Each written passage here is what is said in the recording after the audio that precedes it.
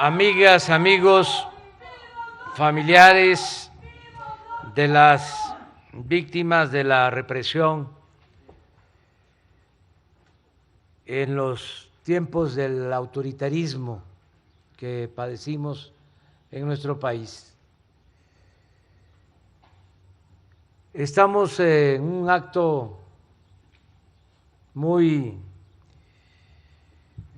fuerte y al mismo tiempo muy lleno de significados y de dolor, pero también es un acto de esperanza, es un acto para buscar entre todos cerrar una etapa, una historia negra de sufrimiento, de represión y dar inicio a una etapa nueva que ya, podría yo decir, comenzó desde hace un poco más de 3 años. Los que lucharon por una patria justa, libre, independiente, no tuvieron la posibilidad de hacerlo más que con los métodos que podían llevar a cabo, con las movilizaciones y en algunos casos también con las armas, porque no había manera de buscar una transformación, un cambio, de hacer valer la justicia ante el predominio de un régimen autoritario, antidemocrático. Ya todos sabemos que se hacían las elecciones solo para cumplir con un requisito, para llenar el expediente. La Constitución se respetaba en la forma y se violaba en el fondo.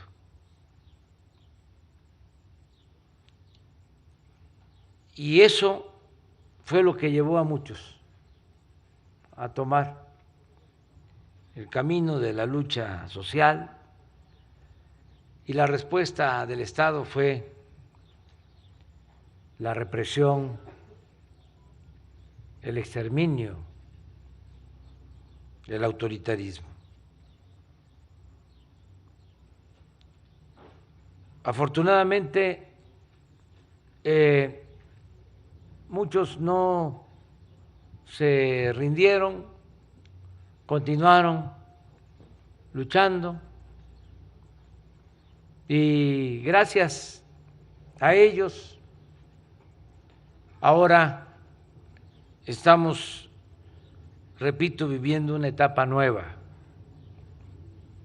en la historia de nuestro país. Yo recuerdo que cuando luchábamos en la oposición se insistía mucho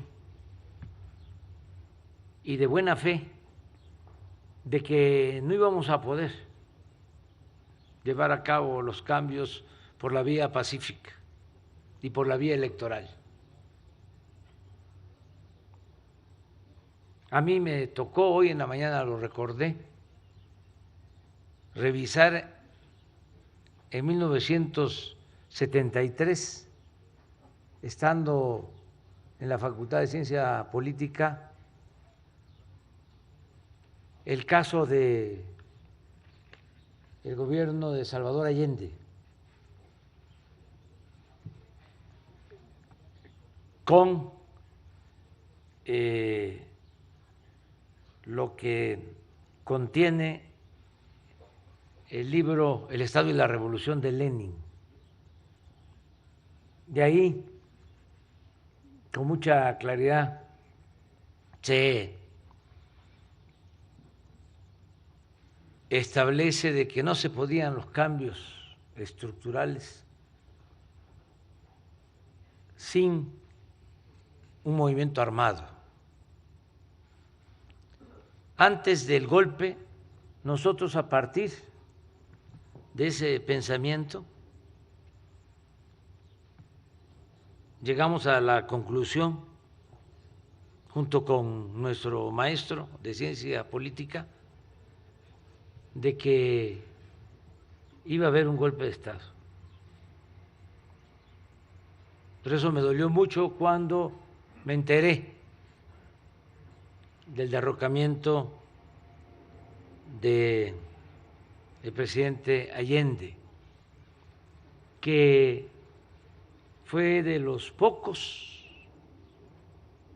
que confió en que se podía llevar a cabo una transformación por la vía pacífica y democrática. Por eso fue varias veces candidato a la presidencia de Chile. En aquel entonces, porque no hay que olvidar las circunstancias que cambian.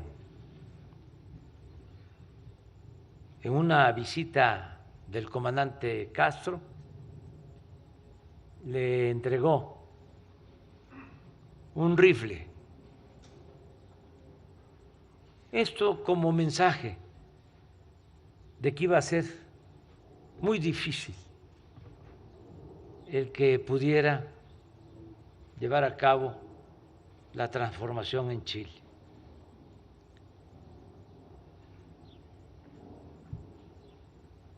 Ese era el pensamiento en la época, porque esas eran las circunstancias, porque estaba muy difícil conseguir los cambios por la vía pacífica. Así como lo acaba de comentar la compañera, que Lucio decidió él quitarse la vida y no entregarse, así también lo hizo Allende, con la misma arma que le había entregado el comandante Castro.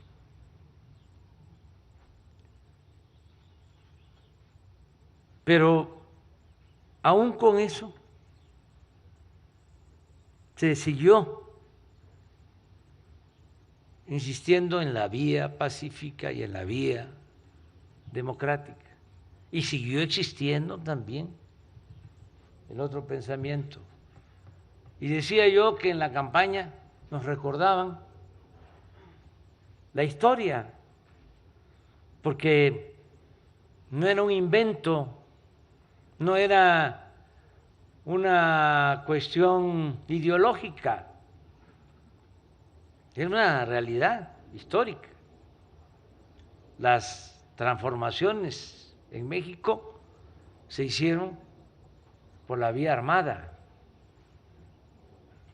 y no porque lo quisieran nuestros héroes. Hidalgo y Morelos eran curas, sino porque así se presentaron las circunstancias. Y era muy difícil enfrentar a un régimen autoritario en ese entonces y luchar por la independencia de México. Fue todo un desafío a ese pensamiento conservador el que Hidalgo proclamara en ese entonces la abolición de la esclavitud.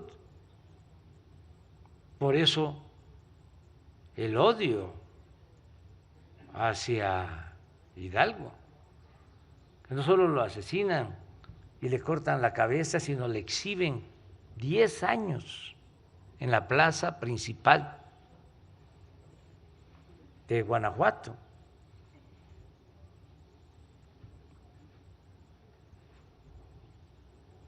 En la Reforma, lo mismo, fue con las armas. Y en la guerra de intervención se restauró la República con las armas, porque nos invadieron. En ese entonces el ejército más poderoso del mundo, el ejército francés, y esa fue la segunda transformación. Y la Revolución Mexicana, pues todos lo sabemos, fue un movimiento armado, porque existía una dictadura y el pueblo estaba esclavizado, y el pueblo y los dirigentes revolucionarios llamaron a tomar las armas, hasta de manera abierta, pública. En el plan de San Luis aparece la convocatoria, el llamamiento de Francisco I. Madero a tomar las armas un 20 de noviembre a las 6 de la tarde. Entonces, por eso con mucha razón decían, no van a poder, no lo van a permitir. Y nosotros insistimos de que se podía, y que sabíamos además que las cartas estaban marcadas y que los dados estaban cargados y que existía y padecimos de fraudes electorales, y aún así continuamos luchando. Afortunadamente, por esa perseverancia y de muchos luchadores sociales,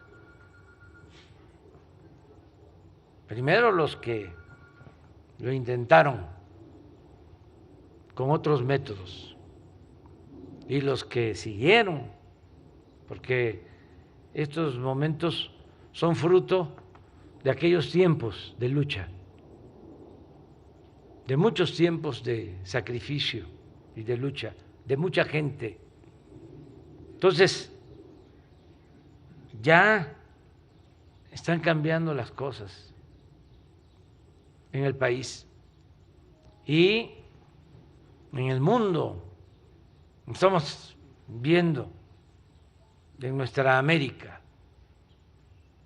cómo por la vía democrática. Lo que acaba de suceder ahora en Colombia, nunca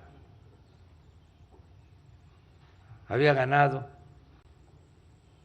un movimiento de izquierda. Era muy difícil Colombia, un conservadurismo de lo más arraigado en toda América y con mucha influencia extranjera. Y aún así se triunfó. Entonces, estamos viviendo nuevos tiempos y yo creo que este acto es una prueba de que se está cambiando.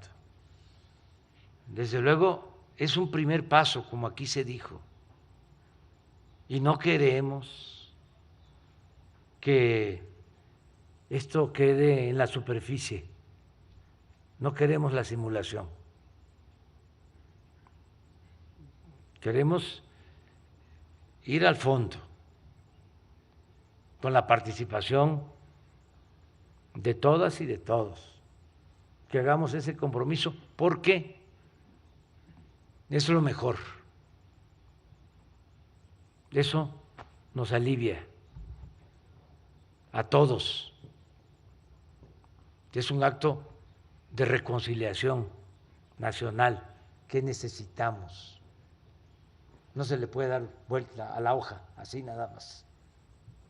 Tenemos que conocer la verdad y tenemos que conocer toda la verdad y que haya justicia para que no se repitan actos oprobiosos, para que no vuelva a haber represión, autoritarismo en nuestro país.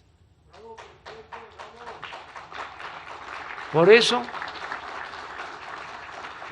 qué bueno que se constituye esta comisión y que participemos todos.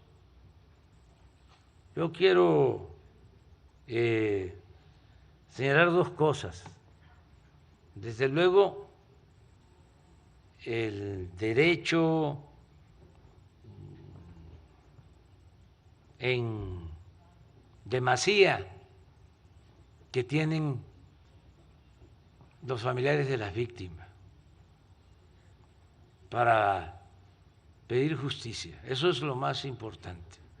La Fiscalía, Andrés Manuel. Va a haber también la participación de la Fiscalía, aunque es un órgano autónomo. Respetuosamente le vamos a pedir que participe, que trabaje en este grupo, en este equipo. Por eso, lo primero es lo que ustedes, las víctimas y familiares de víctimas, estén haciendo, porque va a depender mucho de ustedes. Nosotros tenemos voluntad de que avancemos, pero hay que estar empujando, hay que perseverar y que no nos conformemos con estarnos reuniendo cada 2, cada 3 días o cada semana o menos cada 15 días, no, trabajar, porque falta poco tiempo para que termine nuestro gobierno, van a venir otros gobiernos porque ya las cosas han cambiado en el país, ya cambió sobre todo la mentalidad del pueblo, ya no van a poder detener movimientos como estos. Pero es mejor avanzar lo más que se pueda. Entonces, que ustedes con quienes están ayudando se apuren. Y quiero hacer 2 reflexiones finales. Una, el que no debe de olvidarse que la responsabilidad principal, incluso legal, recae en las autoridades civiles. Hoy lo repetí en la mañana, hablando del caso del 68, de la represión del 68. La responsabilidad mayor, o mejor dicho, la orden de reprimir, la dio Marcelino García Barragán, secretario de la Defensa, o Gustavo Díaz Ordaz, presidente de México. Pero además, formalmente, el presidente es el comandante supremo de las Fuerzas Armadas. Entonces, actos que han manchado la trayectoria de contribución al desarrollo de México de las Fuerzas Armadas han estado vinculados, relacionados con órdenes recibidas por gobiernos civiles. No quiero, porque no es el momento de ejemplificar sobre lo acontecido en los últimos tiempos, pero fue una orden dada desde arriba y que sin querer convencer a nadie, nada más para tener todos los elementos y ser objetivos y sobre todo justos. El ejército mexicano es un ejército surgido de un movimiento revolucionario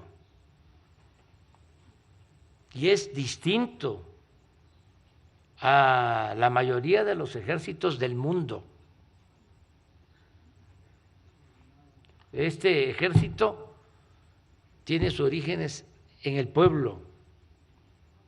El soldado es pueblo uniformado y en la mayoría de los oficiales de alto rango existe una vinculación directa con la gente. No hay una cúpula militar que pertenezca a la oligarquía de este país, como sí sucede en otros países. Cuando me tocó decidir sobre quién iba a estar de secretario de la Defensa, hice un análisis a fondo, desde su actitud en cuanto al respeto a los derechos humanos hasta su responsabilidad como militar, pasando por su honestidad y compromiso con el pueblo. Y una cosa que me llamó la atención es que de los 35 generales de división, la mayoría hijos de campesinos, de obreros, de comerciantes, de militares, de maestras, de maestros.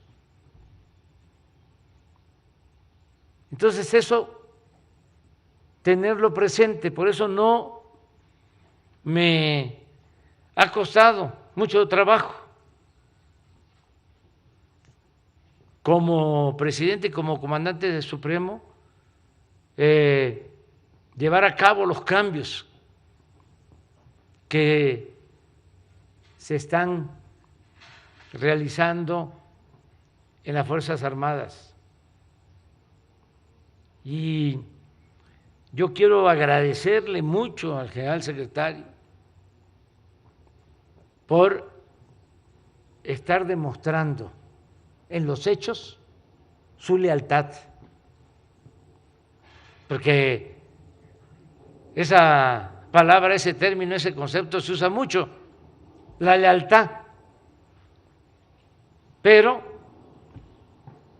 podría ser una palabra vacía si no se cumplieran instrucciones como las que estamos dando de abrir las puertas del campo militar, número uno, y de abrir todos los archivos y de permitir que se haga toda la investigación que sea necesaria para conocer la verdad. Entonces le agradezco al general secretario y a los oficiales del Ejército su lealtad, su verdadera lealtad, su auténtica lealtad, porque esa es la instrucción, el que no ocultemos nada, absolutamente, cero impunidad, y que podamos entre todos aclarar esta situación y que podamos, yo espero que no en mucho tiempo, tener ya un relato completo,